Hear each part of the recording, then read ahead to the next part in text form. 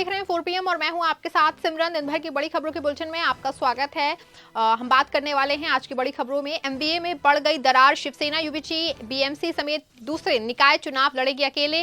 दिल्ली की इन सीटों पर होगा खेल। 2020 में बढ़ गई थी बीजेपी आपकी धुकधुकी। बिहार में पुल गिरने के मामले पर सवाल से भड़के नीतीश सरकार के मंत्री। अरविंद केजरीवाल के बयान का तेजस्वी यादव ने किया स्फोट। महाराष्ट्र में अजित पवार ने मंत्रियों को दिए जनता दरबार लगाने के निर्देश। इन सभी खबरों में विस्तार से चर्चा करने वाले हैं, लेकिन उससे पहले नजर डालते हैं आज की प्रमुख सुर्खियों पे। महाराष्ट्र में नगर निगम चुनाव से पहले एमवीए में दरार, शिवसेना यूबीटी नेता संजय राउत का ऐलान, कहा हम अकेले अपने दम पर लड़ेंगे चुनाव। दिल्ली चुनाव में रामदास अठावले की एंट्री, आरपीआई ने 15 सीटों पर उतारे उम्मीदवार, 4 महिलाओं को भी दिया टिकट। मिल्कीपुर उपचुनाव में बसपा ने की चुनाव न लड़ने की घोषणा, अब सपा और भाजपा में होगी सीधी टक्कर।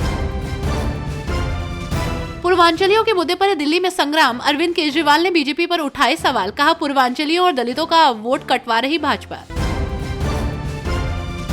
आप सांसद संजय सिंह का बड़ा आरोप, कहा बीजेपी के मंत्री ईसी की आंखों में झोंक रहे हैं धूल। संजय राउत ने कहा कि कार्यकर्ताओं को अवसर नहीं मिल रहे हैं, इसीलिए वो अवसर पाने के लिए खुद संघर्ष करेंगे। हमें एक बार इसका प्रयास करना होगा। शिवसेना यूबीटी के राज्यसभा सांसद संजय राउत ने महाराष्ट्र में नगर निगम चुनाव को लेकर बड़ा ऐलान कर दिया है। उन्होंने कहा कि बीएमसी चुनाव हम अकेले अपने दम पर लड़ेंगे। मुंबई, ठाणे, पुणे और नागपुर, हर जगह हम अपने दम पर चुनाव लड़ेंगे। कार्यकर्ताओं को अवसर नहीं मिल रहे हैं, इसलिए वे अवसर पाने के लिए खुद संघर्ष करेंगे। हमें एक बार इसका प्रयास करना होगा। दरअसल पार्टी नेताओं और जमीनी कार्यकर्ताओं का ये मानना है कि शिवसेना यूबीटी को अपनी पहचान बनाए रखने और अपनी ताकत कायम रखने के लिए एमवीए खासकर कांग्रेस से अलग होकर स्वतंत्र रूप से बीएमसी चुनाव लड़ना चाहिए। पिछले 1 महीने से उद्धव ठाकरे मुंबई में पार्टी के संगठनात्मक ढांचे की विस्तृत समीक्षा कर रहे हैं।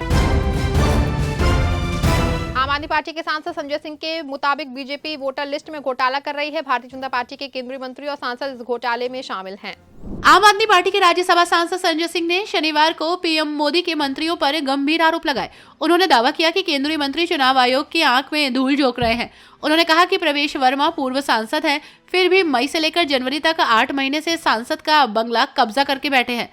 उन्होंने अपने इस बंगले पर 33 वोट बनवाने की एप्लीकेशन दी है। इसके अलावा बीजेपी सांसद सीपी जोशी ने 14 विंडसर प्लेस नई दिल्ली के पते पर 28 वोट अपने घर पर बनवाने की एप्लीकेशन चुनाव आयोग को दी है। बीजेपी की ओर से गोल मार्केट पोस्ट ऑफिस के पास से 44 वोट, वीपी हाउस के एक फ्लैट पर 24 वोट, मीना बाग में 24 वोट, महादेव रोड में सांसद के आवास पर 22 वोट और नवरंग हाउस के छोटे से पते पर 23 वोट बनाने की एप्लीकेशन दिलवाई गई है। केंद्रीय मंत्री रामदास अठावले की पार्टी में दिल्ली विधानसभा चुनाव में किस्मत आजमा रही है। केंद्र में एनडीए की सहयोगी ने अपने प्रत्याशियों की लिस्ट जारी की है। रामदास अठावले की party Republican party of India A भी दिल्ली विधानसभा चुनाव में उतर गई है। इसने शनिवार को अपने 15 प्रत्याशियों की एक लिस्ट जारी की है। आपको बता दें कि आरपीआई केंद्र में एनडीए की सहयोगी है। रिपब्लिकन पार्टी ऑफ इंडिया ए की केंद्रीय चुनाव समिति ने दिल्ली में होने वाले विधानसभा चुनाव 2025 के लिए 15 उम्मीदवारों पर अपनी मंजूरी दी है। इसमें सुल्तानपुर माजरा, कोंडली, तिमारपुर, पालम, नई दिल्ली, लक्ष्मीनगर, नरेला, संगम विहार, सदर बाजार, मालवीय नगर, तुगलकाबाद, बदरपुर, चांदनी चौक और मटियाला महल शामिल हैं। आरपीआई ए ने इस सूची में 4 महिलाओं को भी टिकट दिया है।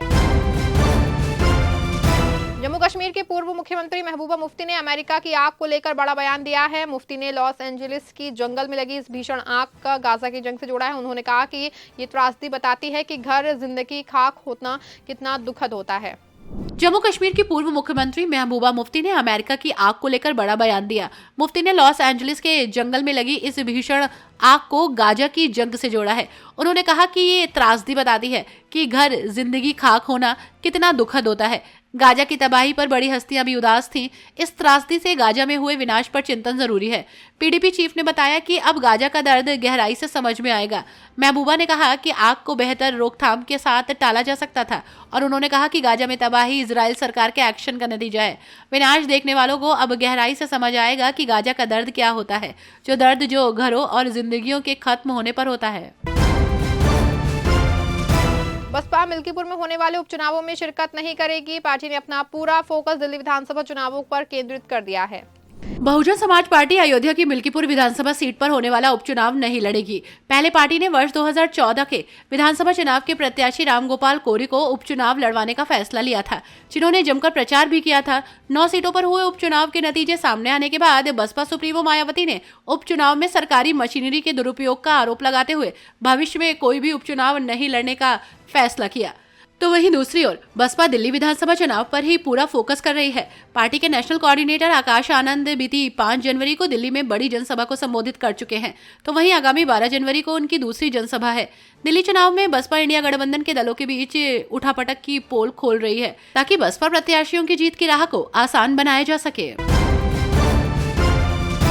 देवेंद्र फडणवीस से आदित्य ठाकरे की मुलाकात को लेकर के एकनाथ शिंदे ने उद्धव ठाकरे पर कटाक्ष किया है। शिंदे ने तंज कसते हुए कहा कि अब लोग रंग बदलने में गिरगिट से भी तेज हो गए हैं। फडणवीस के सीएम बनने के बाद आदित्य ठाकरे 3 बार उनसे मिल चुके हैं।